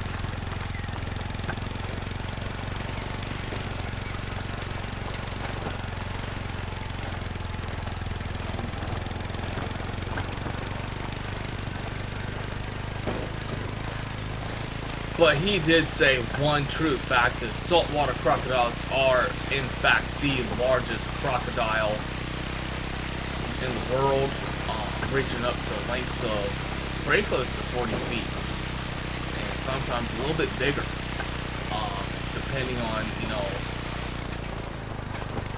as long as they have food and their habitat it stays the same, you know, they can live for a very long time. Yep, there it goes again, just clipping into the bridge. But salties can definitely are one of the largest reptiles that is alive today.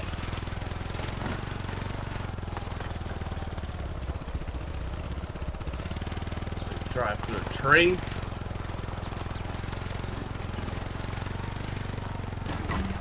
Then try to look for any traces of a salty's presence. Could be tracks or just brekkie leftovers.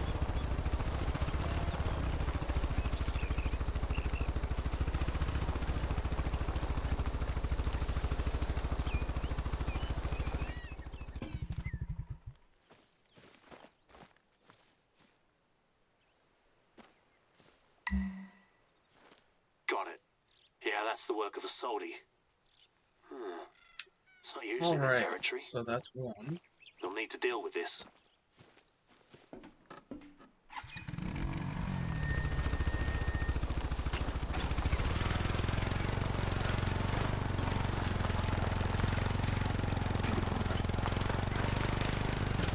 One down, two to go.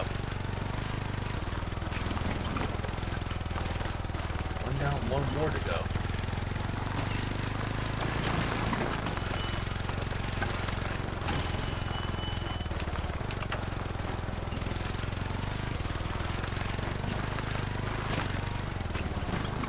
Great.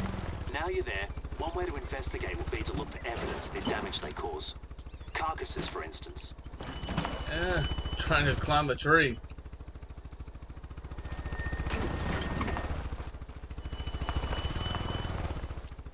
I don't think we're right there.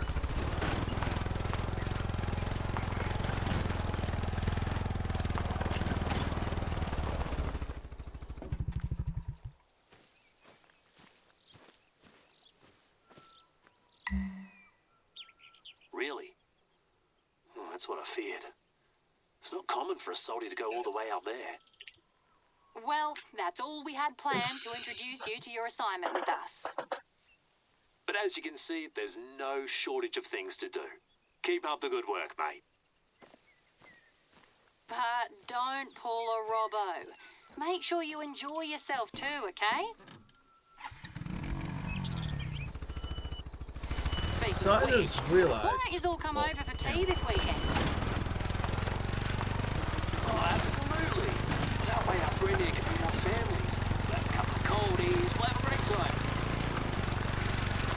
I've still got a couple of your fancy craft beers in the esky, so I reckon we're covered.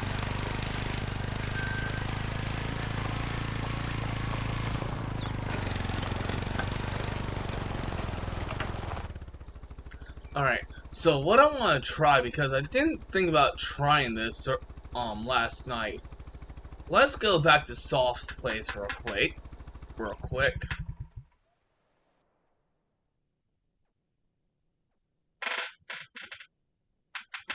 And I want to see if there's like an interaction to You back leave. at Surf Station? Great. I'm sure you're aware, but don't forget about the, you know, the Yep, there we thing. go.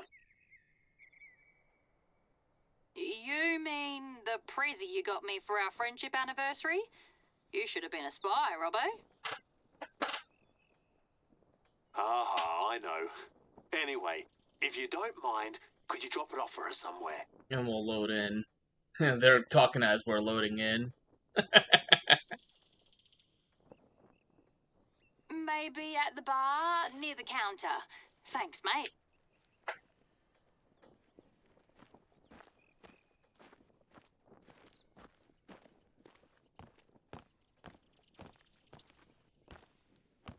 Thanks a lot for helping us with this.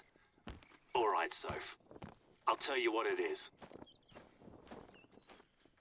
No, don't It's tell a her. second-hand copy of a certain illustrated children's book, Waltzing Matilda. Mate, you didn't. I don't know what to say. I'm not picky. I'll accept a simple thank you, you know. My favourite book growing up. Well played, Robbo. Well played. You win. No worries, Soph. So that's 2 Barbies you owe me now.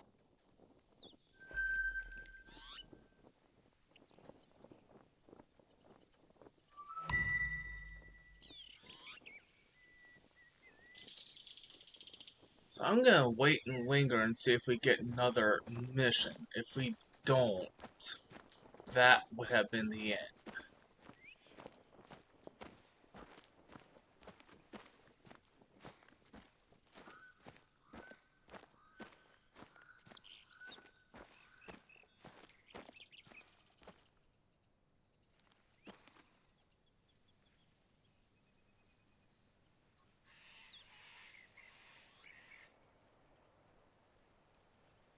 Give it a minute or two. That may have been the end. I didn't think about that last night when I was playing around on this, just to figure out what the story missions entailed. But nothing is popping up, so I do believe that this was the end of that. But anyways, do like the video if you enjoyed this, especially if you enjoyed getting the inside scoop on the story missions for the brand new DLC Emerald Coast for the Hunter Call of the Wild. Also, you know, feel free to check out the Discord. Link is in the description. Comments are also very much welcome, and I will try to comment back. You can also go to the Discord to see when I'm live, and I will be planning on doing a live stream very soon here with Emerald Coast. But again, you know, if you're not part of my Discord community, feel free to click that link in the description for the Discord, so that way you can see when I'm live, where I am live streaming at. So, with that said, I hope you guys enjoyed. This was the Emerald Coast, And just remember, guys, I am Dark Shadow Vamp saying good night, goodbye, and remember, keep gaming.